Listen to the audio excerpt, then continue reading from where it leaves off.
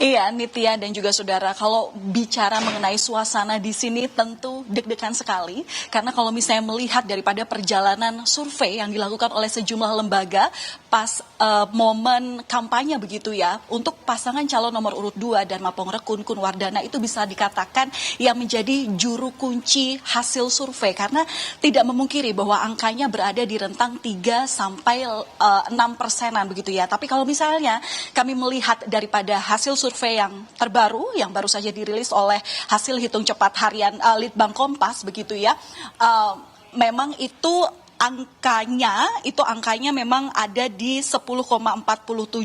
Hasil sementara yang mana dari data yang sudah masuk ada 73,50%.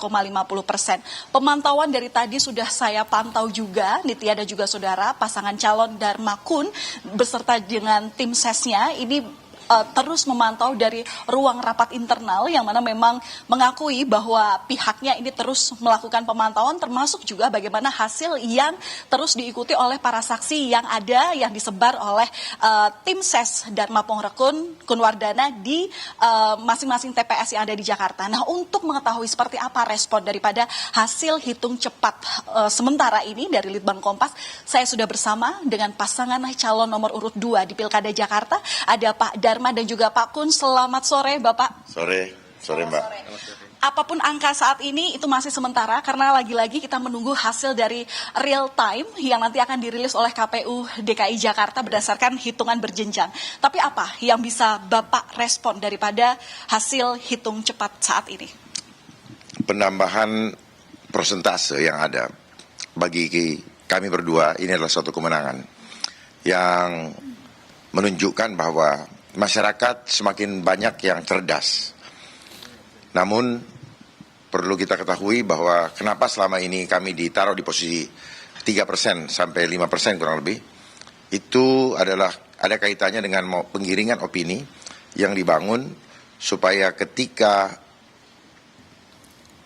pada saat pemungutan suara itu sudah dipastikan akan ada kenaikan. Kalau kami dibiarkan sampai 10% pada saat survei sebelum pilkada, tentunya dikhawatirkan kami akan bisa naik lagi lebih tinggi. Karena ini akan mempengaruhi psikologi daripada pemilih dari segala segmen. Dan bahkan bukan tidak mungkin kami akan mendapatkan banyak sokongan dari para donatur. Namun karena kami tetap ditaruh di 3% sekian, maka kami jalani dengan apa adanya dan hasilnya untuk kami sangat signifikan dan kami anggap apa yang kami lakukan walaupun apa adanya juga cukup efektif. Ya. Tadi juga disampaikan Pak, bahkan oleh pemimpin redaksi Kompas TV, Mas Yogi begitu ya, bahwa dikatakan paslon nomor urut 2 ini bisa dikatakan merusak suara yang mungkin saja terkonsentrasi di pasangan calon nomor urut 1 dan 3 yang sebenarnya bisa menyebabkan 50% pendapatan suara mereka gitu di hari ini gitu. Nah, gimana Bapak menanggapi hal ini? Untuk saya ini adalah fenomena yang baik ya. Dalam rangka kami memperjuangkan keselamatan rakyat Jakarta dan yang kami lihat ke depan ancamannya begitu besar, hancurnya ekonomi dan akan adanya lagi isu kesehatan yang mereka sebut dengan pandemi, yang akan membuat warga Jakarta tidak bisa lagi beraktivitas sebagaimana biasanya. Semoga rakyat Jakarta tersadarkan dengan hasil yang kami peroleh. Berarti kami menghimbau, siapkan diri untuk menghadapi masalah yang lebih sulit. Kami tidak menakut-nakuti, tetapi itu yang menjadi prioritas utama kami di dalam memperjuangkan keselamatan jiwa keluarga kita melalui jalur politik ini. Oke. Pak, singkat saja, berarti Bapak nanti apapun hasil yang akan dirilis oleh KPU DKI Jakarta, itu Bapak terima? Tentunya kami harus terima karena ini adalah signal dari Tuhan bahwa apapun yang terjadi itu ada dalam kendalinya Tuhan.